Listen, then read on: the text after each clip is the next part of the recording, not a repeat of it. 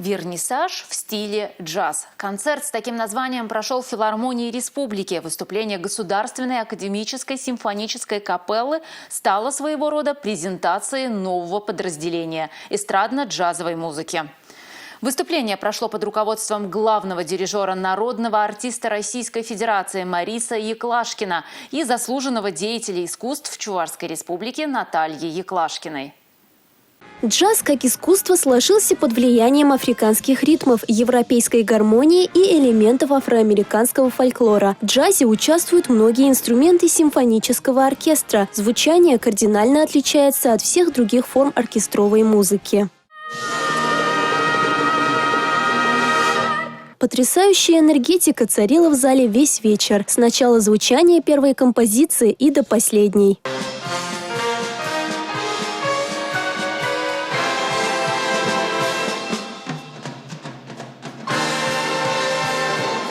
Мне концерт очень понравился, я прочувствовал всю энергию джаза и с нетерпением жду новых концертов.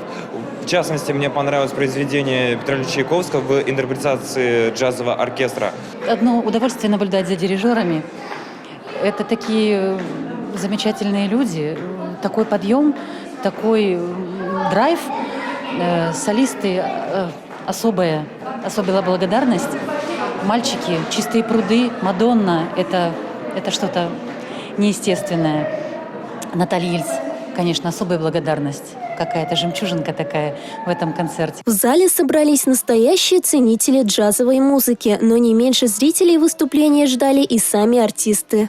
Во-первых, это событие. Событие не только для меня, событие вообще для республики, для города, для публики, которая ждала, выжидала этот концерт. Ожидания и гостей вечера, и артистов оправдались. Джаз помог отвлечься от забот и мыслей о жизни. Музыка вызвала только положительные эмоции, каждый обрел гармонию. Очень все понравилось, шикарное исполнение, все было красиво, гармонично. Джаз – это мое любимое направление музыки.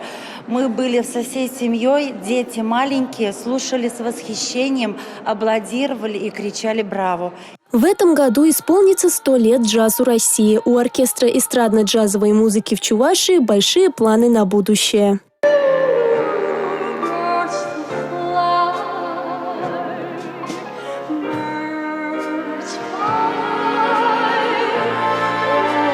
Милена Алексеева, Ирина Лампасова, Павел Ритков, Республика.